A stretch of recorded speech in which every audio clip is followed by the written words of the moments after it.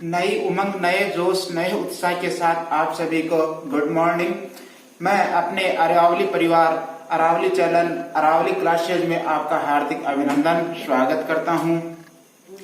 पिछले कुछ वीडियो में हम देख रहे थे समीकरण और कल हमने देखा था एक चर वाले रैखिक समीकरण।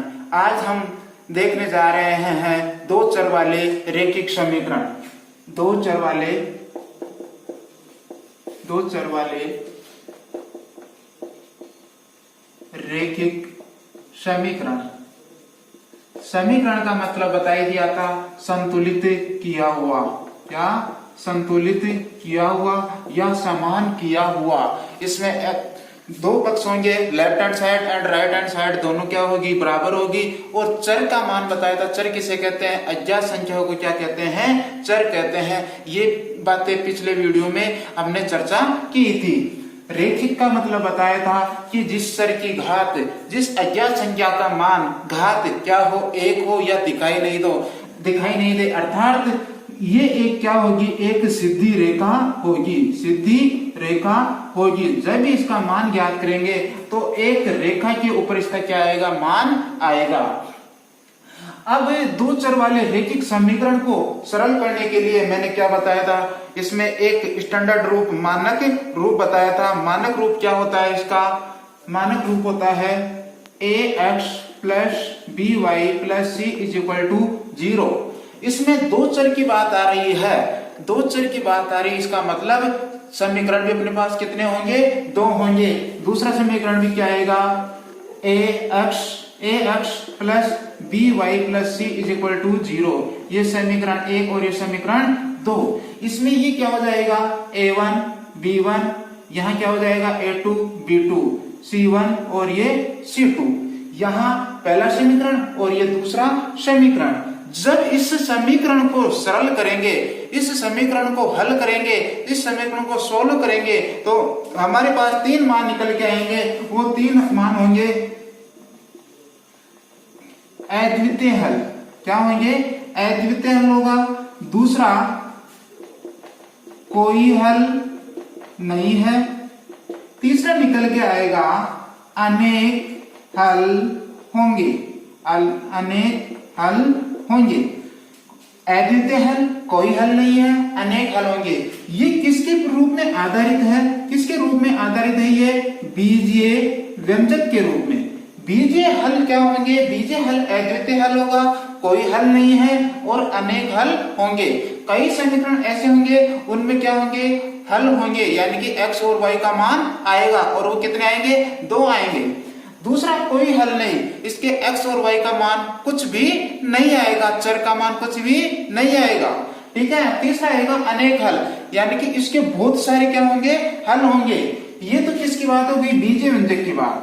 जब मैंने कहा कि यह रेखाओं की बात है तो यह समीकरण कितने हैं? दो है। अब यहाँ दो रेखाएं काम करेगी, दो रेखाएं हैं, क्या करेगी, मान निकालेगी। दो रेखाएं आपस में मिलेगी, दूर दूर रहेगी, समांतर चलेगी, एक दूसरे को काटेगी, एक दूसरे के ऊपर आएगी, यानी कि अर्थात संपाती होगी। तो वहां इसके मान क्या होंगे? तो रेखा की प्रकृति क्या होगी?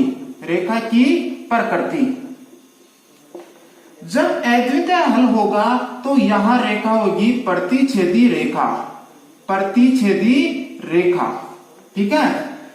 दूसरा कोई हल नहीं है, कोई नहीं है, हल है, अर्थात यहां रेखा क्या होगी, समांतर रेखा। क्या होगी? समांतर रेखा। तीसरा अनेक हल होंगे, अनेक हल होंगे, अर्थात यहां क्या होगी, रेखाएं हैं संपाती रेखाएं। क्या होगी? संपाती रेखाएं। अब अपन देख लेते हैं इसमें प्रतिच्छेदी रेखा।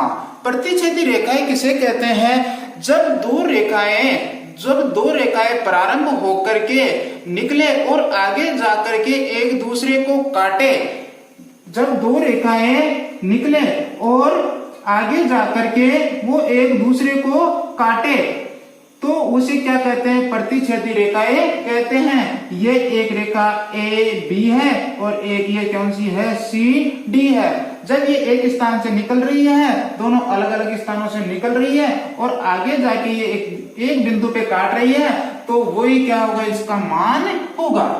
ठीक है, दूसरी रेखा है कोई हल नहीं है, और अर्थात क्या वहां रेखा कौन सी होगी, समांतर रेखा होगी। अब समांतर रेखाएं किसे कहते हैं, समांतर रेखाएं वो होती है जब दो रेखाओं के बीच में प्रत्येक स्थान पर उनकी दूरियां क्या हो, समान हो, उनकी जो ऊंचाई है उनके ऊंचाई क्या हो, प्रत्येक जगह क्या हो, समान हो, वो क्या कहलाएगी, समांतर रेखाएं कहलाएगी। समांतर रेखाओं की अपन उदाहरण देख सकते हैं, समांतर रेखाओं के उदाहरण देख सकते हैं। अपना कमरा ही ले लीजिए, उसमें फर्श और छत क्या है, समांतर रेखाएं हैं। जैसे रेल की पटरियां है वो आपस में क्या है, समांतर है, उनके बीच में प्रत्येक जगह दूरियां क्या है, समांतर है। और प्रतिच्छेदी रेखाओं में क्या है, एक स्थान से निकलेगी, यानी कि रेखाएं एक निकलेगी और एक स्थान पर जाके क्या करेगी, वो काटेगी, अर्थात वही क्या होगा, उसका हल होगा। समांतर रेखाओं का मतलब यह हुआ कि ये दो रेखाएं निकली और ये हमेशा कभी नहीं मिलेगी, जब मिलेगी नहीं तो इसका क्या होगा, कोई हल नहीं होगा।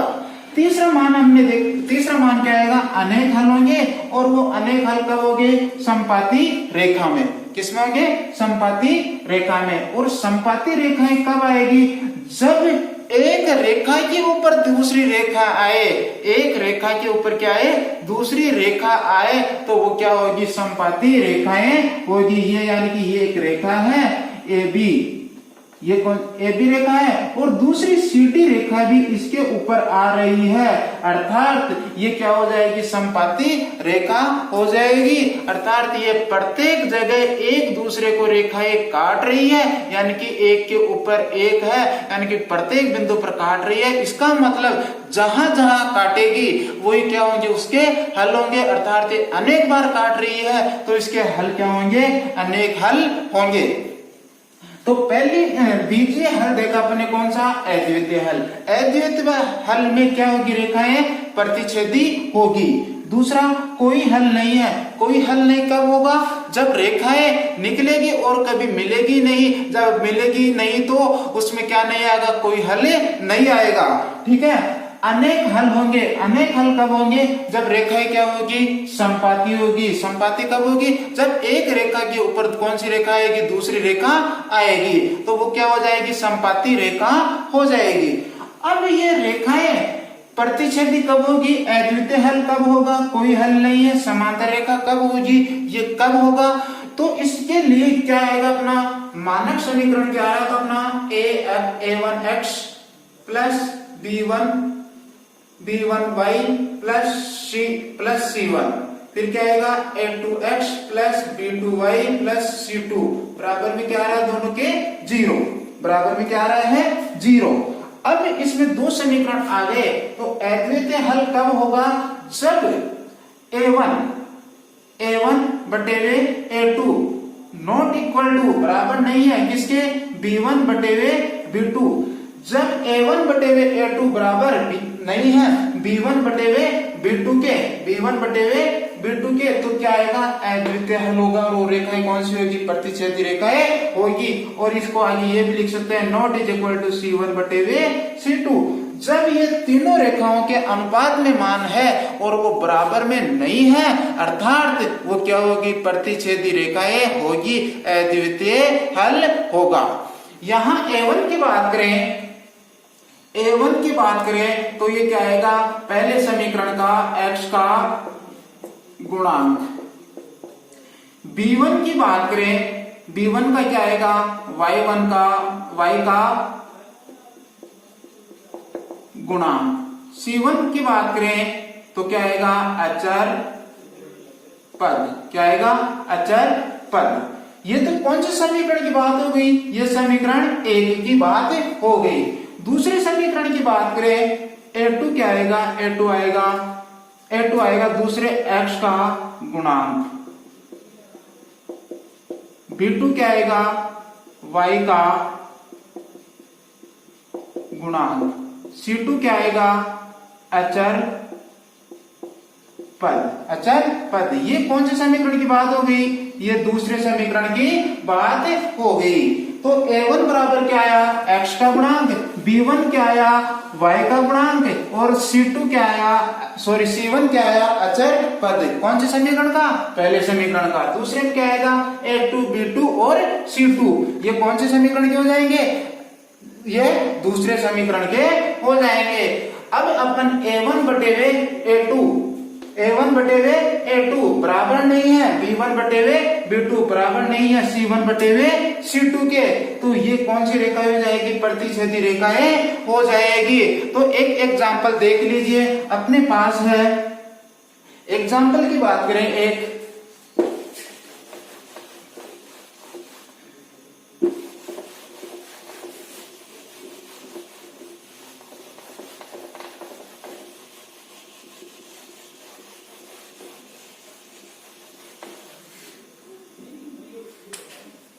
एग्जाम्पल है 2x प्लस 3y बराबर 13, 5x प्लस माइनस के 3y माइनस के 2y बराबर 4। ये समीकरण अपने पास आ रहा है, तो ये प्रतिच्छेदी रेखाएं होगी या नहीं, कौन सी रेखाएं होगी इसमें, प्रतिच्छेदी होगी, समांतर होगी या संपाती होगी, अर्थात इसका मान अद्वितीय हल होगा या कोई हल नहीं है या अनेक हल होंगे, उसकी क्या करेंगे, हम जांच करेंगे। तो देखिए a1 का मान देखिए, यहाँ a1 बराबर क्या आ रहा है 2, a1 क्या आ रहा है 2, और b1 क्या आ रहा है, b1 क्या आ रहा है 3, और c1 बराबर कितना आ रहा है 13। a1 बराबर क्या होता है, x का गुणांक, और गुणांक का मतलब क्या होता है, चर के गुणांक में कितने अंक है, तो x के गुणा में यहाँ कितना है 2। दो संख्याओं के बीच में कोई चिन्ह नहीं हो, वहां किसका चिन्ह मानते हैं अपन, इनटू का चिन्ह मानते हैं, गुणा का चिन्ह मानते हैं। और b1 का मान क्या आ गया अपने पास 3, b1 किसका गुणांक होता है, y का, ठीक है। अब देखिए यहाँ 5x, दूसरे समीकरण, ये तो कौन समीकरण का हो गया, पहले समीकरण का। दूसरे समीकरण में x का गुणांक कितना आ रहा है, a2 बराबर कितना आ रहा है 5, b2 बराबर कितना आ रहा है, चिन्ह सहित लेना है, b2 क्या आएगा, दूसरे समीकरण में y का गुणांक, और y का गुणांक कितना आ रहा है अपने पास माइनस का 2, और c2 बराबर कितना आ रहा है अपने पास से 4, ठीक है। अब अपन इन संख्याओं को किस में रखेंगे, इस अनुपात में रखेंगे, कौन से अनुपात में, a1 बटेवे a2 बराबर में b1 बटेवे b2 बराबर c1 बटेवे c2। फिर देखेंगे ये आपस में बराबर है या नहीं है। तो देखिए इधर a1 का मान अपने पास कितना आ रहा है, a1 का मान आ रहा है 2, a1 का मान कितना आ रहा है 2 बटे में कितना आ रहा है 5 बराबर 3, b1 का मान कितना आ रहा है, देखो इधर b1 का मान कितना आ रहा है 3, और b2 का मान कितना आ रहा है अपने पास माइनस के 2 बराबर c1 बटेवे c2, c1 का मान कितना आ रहा है अपने पास 13, और c2 का मान कितना आ रहा है अपने पास 4। अब ये देखिए आप कि ये तीनों आपस में बराबर है क्या, बराबर का चिन्ह लगा हुआ है, तो बराबर है या नहीं है, तो ये बराबर नहीं है, तो ये संख्या क्या हो गई, कट रही है, बराबर नहीं है, अर्थात ये क्या है, अद्वितीय हल है। क्या आएगा, अद्वितीय हल। और रेखाएं कौन सी होगी, प्रतिच्छेदी रेखा होगी, कौन सी रेखा होगी, प्रतिच्छेदी रेखाएं होगी। इस दो चर वाले रैखिक समीकरण में हल उसी संख्या का होगा जो प्रतिच्छेदी होगी, एक दूसरे को काटेगी, उसी का क्या होगा, हल होगा, ठीक है। अब एक बार पुनः देख लीजिए इसको, ये अपने पास समीकरण है 2x plus 3y is equal to 13 और 5x minus 2y is equal to 4, ठीक है। अब अपन a1 b2 और a1 b1 और c1 का क्या निकाल लिया, मान निकाल लिया, a2 b2 और c2 का भी क्या निकाल लिया, मान निकाल लिया। अब इसकी कंडीशन यह है, कौन सी रेखा की, प्रतिच्छेदी रेखा की। अपन ये कंडीशन नहीं लेंगे, अपन तो कंडीशन निकालेंगे कि इसका मान कैसा होगा। इस कंडीशन को आप भूल जाओ एक बार, फिर यहाँ देखिए ये मान, ठीक है।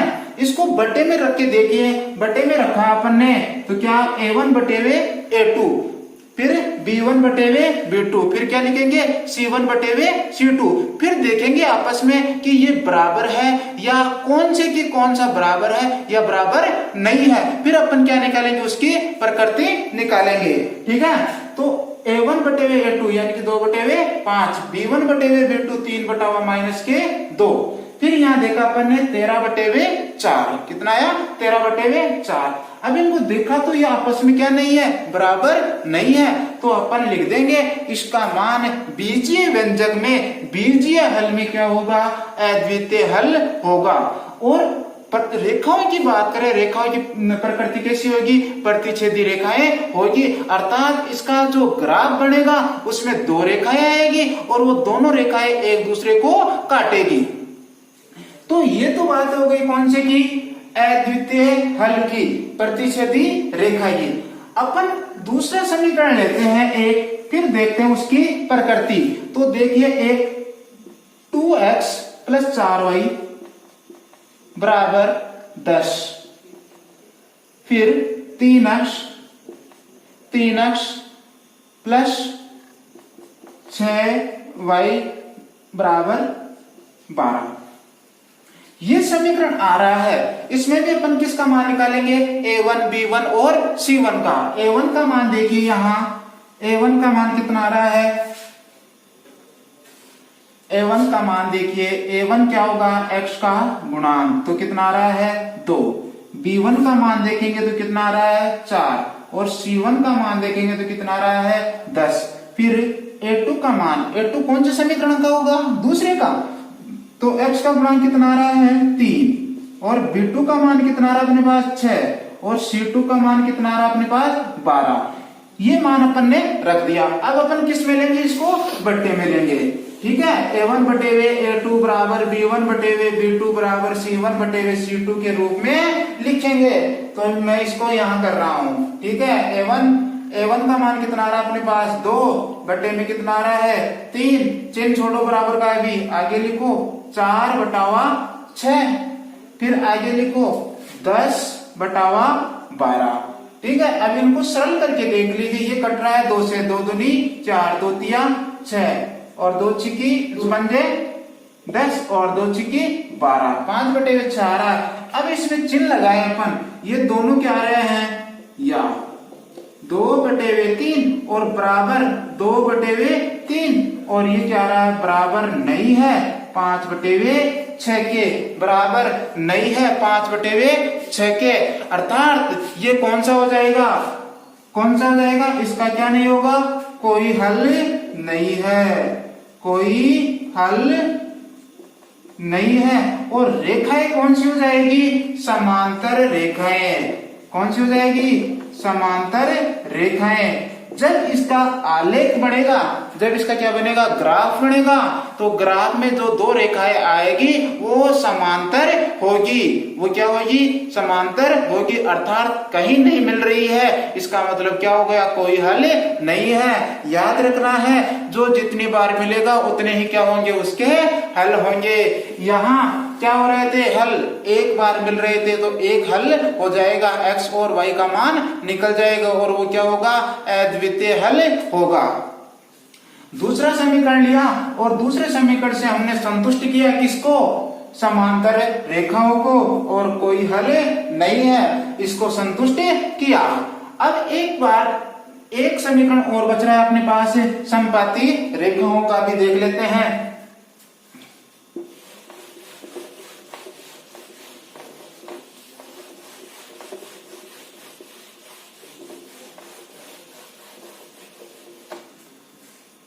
समपाती रेखाओं का एक देख, तो क्या है, 4x प्लस 6y बराबर 18, और 2x प्लस 3y बराबर 9। अब इसमें भी a1 b2 और c2 का क्या निकालेंगे, अपन मान निकालेंगे, a1 b1 और c1, a2 b2 और c2 का। a1 का मान बताइए, यहां से a1 किसका गुणांक होगा, 1 आएगा, इसका मतलब पहला समीकरण, 2 आएगा, इसका मतलब दूसरा समीकरण। a1 का मान कितना आ रहा है अपने पास 4, और B1 का मान कितना रहा 6 और C1 का मान कितना रहा अपने पास 18। A2 का मान कितना रहा है 2, B2 का मान कितना रहा है 3 और C2 का मान कितना रहा अपने पास 9। बटे में रख के देख लेते हैं इसको, तो क्या आएगा 4 A1 बटे वे A2 बराबर नहीं लगाएंगे अभी, 6 बटे वे 3 और 18 बटे वे 9। ठीक है, तो ये कट रही है संख्या 2 दूनी 4, 2 बटे वे 1, 3 दूनी 6 और 9 दूनी 18। तो क्या आ रहा है 2 बराबर 2 बराबर 2, अर्थात ये तीनों रेखाएं, तीनों मान क्या आ रहे हैं आपस में बराबर आ रहे हैं, बराबर आ रहे हैं। इसका मतलब रेखाएं कौन सी होगी, ये समपाती रेखाएं। कौन सी रेखा होगी, रेखा की प्रकृति तो कौन सी होगी, समपाती रेखा। और प्रकृति बीजीय व्यंजक की प्रकृति क्या होगी, अनेक हल होंगे। क्या होंगे, अनेक हल होंगे। अनेक हल होने का मतलब क्या हो गया कि ये रेखाएं एक दूसरे के ऊपर विस्थापित होगी या स्थापित होगी। तो इसका मतलब क्या हो जाएगा, संपाती होंगे और अनेक हल हो जाएंगे। जब एक दूसरे के ऊपर स्थापित होगी तो प्रत्येक जगह ये काटेगी और प्रत्येक जगह काटेगी, इसका मतलब क्या हो गया, अनेक हल हो गए, अनेक हल होंगे। तो हमने आज देखा बीजीय व्यंजकों की दो चर वाले रेखिक समीकरणों की प्रकृति, और इनकी प्रकृति कितने रूप में आई, तीन रूप से आई। तो पहले कौन सी आई, अद्वितीय हल, दूसरा कोई हल नहीं है, तीसरा क्या आएगा, अनेक हल होंगे। फिर रेखा की प्रकृति क्या आई, प्रतिच्छेदी रेखा है, फिर समांतर रेखाएं और तीसरी क्या आई, समपाती रेखाएं आई। प्रतिच्छेदी रेखाएं कब होगी, जब A1 बटे वे A2 not equal to B1 बटे वे B2 not equal to C1 बटे वे C2। जब तीनों मान बट्टे में लिया और वो बराबर नहीं है तो इसका मतलब क्या हो जाएगा, वो प्रतिच्छेदी रेखा होगी, अर्थात इसके हल होंगे, x और y के मान होंगे, चर के मान आएंगे। दूसरा अपन ने लिया, दूसरा क्या लिया, समांतर रेखाओं का। समांतर रेखाओं में क्या किया अपन ने, A1 बटे वे A2 बराबर B1 बटे वे B2 आगे बराबर नहीं है C1 बटे वे C2। यहाँ A1 बटे वे A2 बराबर B1 बटे वे B2 आ रहा है, लेकिन C1 बटे वे C2 बराबर नहीं आ रहे हैं, अर्थात यहाँ क्या हो जाएगी, रेखाएं समांतर होगी। जब समांतर होगी तो इसके क्या होंगे, कोई हल नहीं होंगे, ये एक दूसरे को काटेगी नहीं, जब काटेगी नहीं तो इसके क्या होंगे, कोई हल नहीं होंगे। तीसरी प्रकृति देखी हमने, तीनों मान क्या होंगे, आपस में बराबर होंगे, A1 बटे वे A2 बराबर B1 बटे वे B2। इसमें जो रेखाएं बनेगी वो क्या होगी, एक ही अनुपात में होगी, अर्थात एक के ऊपर दूसरी रेखा होगी। अर्थात इसका मतलब ये हुआ कि ये रेखाएं एक दूसरे को प्रत्येक स्थान पर काटेगी, जब प्रत्येक स्थान पे काटेगी तो अनेक हल होंगे, अनेक हल होंगे। तो आज हमने प्रकृति देख ली, तो ये आपको अच्छी तरीके से याद रखना है। कई बार क्वेश्चन में यह आता है कि समीकरण की इसकी प्रकृति ज्ञात कीजिए, इसके हल होंगे या नहीं होंगे, इसके हल होंगे या नहीं होंगे, या कोई हल होगा या नहीं होगा, या इसके अनेक हल होंगे। तो ये एग्जाम में कई बार क्वेश्चन आ जाता है, तो हम आपको ये अच्छी तरीके से इसको कंठस्थ याद करना है, ये प्रकृति इसकी अच्छी तरीके से याद करना है। A1 बटे वे A2 बराबर नहीं है B1 बटे वे B2 बराबर नहीं है C1 बटे वे C2, प्रतिच्छेदी रेखा है, अद्वितीय हल। फिर दूसरा मान लिया अपन ने A1 बटे वे A2 बराबर B1 बटे वे B2 बराबर नहीं है C1 बटे वे C2, अर्थात कोई हल नहीं होगा और रेखाएं क्या होगी, समांतर रेखाएं होगी। तीसरा मान लिया अपन ने, तीनों मान बराबर आ जाएंगे, A1 बटे वे A2 बराबर B1 बटे वे B2 बराबर C1 बटे वे C2, अर्थात क्या माना है इसका, समपाती रेखाएं और अनेक हल होंगे। फिर दो, अब आगे देखेंगे अपन, कल देखेंगे दो चर वाले रैखिक समीकरणों को सरल करने की विधियां। तो वो कई विधियां है, समान गुणांक बना करके, विलोपन विधि से और वज्रगुणन विधि से या प्रतिस्थापन विधि से या ग्राफीय विधि से। और वो 10th क्लास में एक ही विधि इंपॉर्टेंट है, वो है आलेखीय विधि। आलेखीय विधि। और प्रत्येक एग्जाम, कंपटीशन एग्जाम के लिए मैं एक विधि आज यहाँ बता देता हूँ, और वो है समान गुणांक बना करके किसी समीकरण को हल करना, x के मान ज्ञात करना, चर का मान ज्ञात करना या सरल करना। 2x प्लस 3y बराबर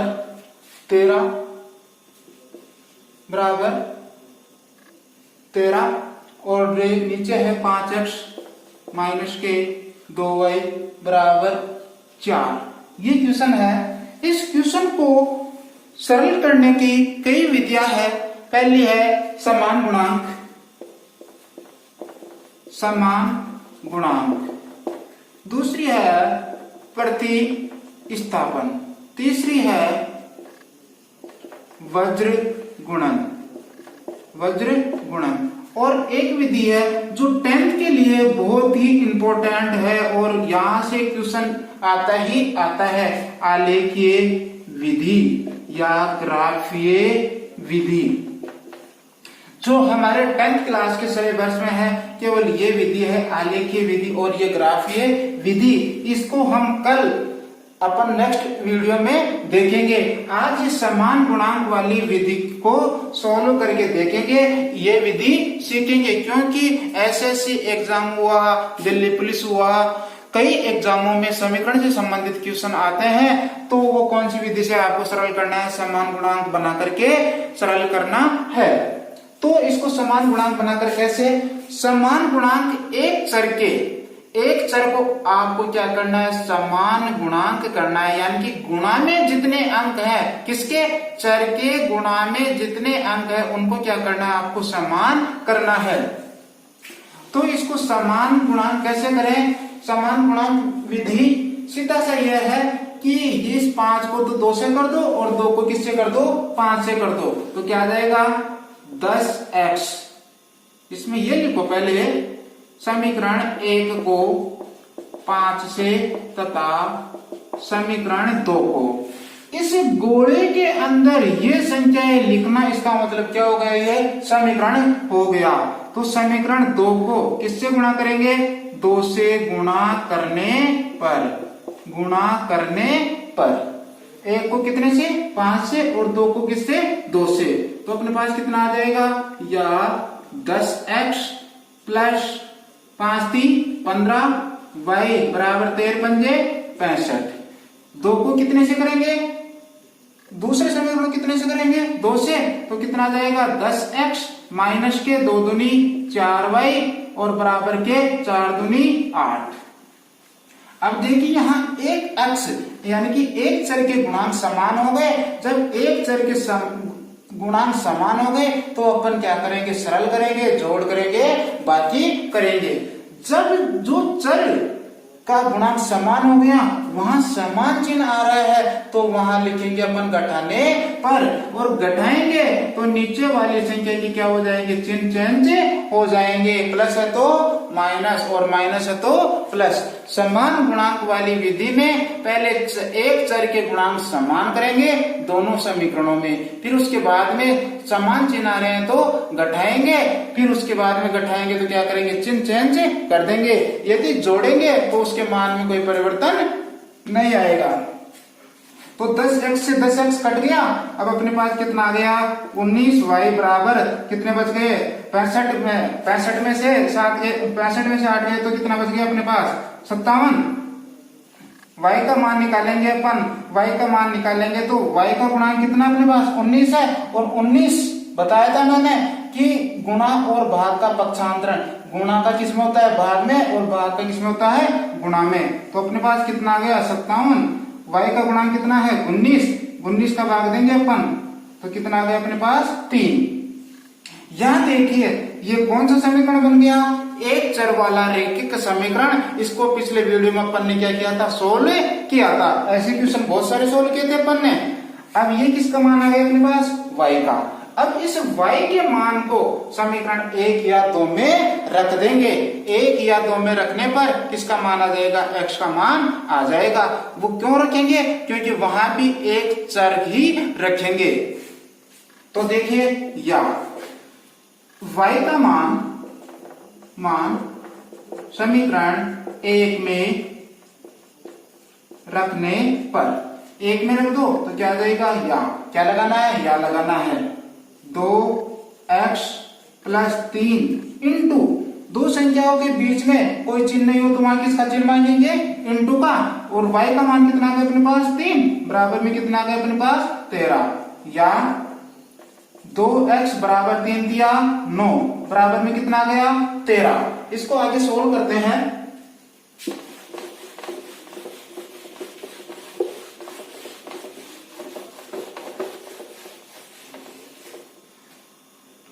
आगे सोल्व करें तो देखिए या जरूर लगाना है। या 2x + 3 दिया 9, 2x + 9 = 13। या वापस पिछले वीडियो में देखा था अपन ने, ये कौन सा समीकरण बन रहा है, एक चर वाला। कौन सा, x। एक ही चर है अपने पास, तो क्या करेंगे अपन, चर और अचर को एक तरफ, x का मान निकालेंगे, हल करेंगे। तो देख लीजिए यहाँ 2x = 13, ये प्लस उधर जाएगा, यानी कि पक्षांतरण कर रहे हैं किसका, जोड़ बाकी का। तो चिन्ह चेंज हो जाएंगे, प्लस है तो माइनस और माइनस है तो प्लस। प्लस इधर आएगा, किस में जाएगा, माइनस में। या 2x = 13 में चिन्ह हो गए तो अपने पास कितने बच गए, 4। या x का गुणांक कितना आ रहा है, 2, गुणा प्लस अंक तो कितना आ रहा है, 4/2। तो अपने पास कितना आ रहा है, 2। तो x बराबर कितना आया, 2, और y बराबर कितना आया था अपने पास, 3। अतः समीकरण के मान x और y के मान क्या होंगे, 2 और 3 होंगे। इसका हल क्या होगा, 2 और 3 होगा। इसमें चर के मान कितने होंगे, 2 और 3 होंगे। तो मैं उम्मीद करूंगा कि जो मेरे द्वारा बताए गए क्वेश्चन और मेरे द्वारा दी गई जानकारी आपको अच्छी तरीके से समझ में आई हुई होगी। अब इससे आगे की क्वेश्चन अपन अगले वीडियो में सोल्व करेंगे। तब तक के लिए धन्यवाद।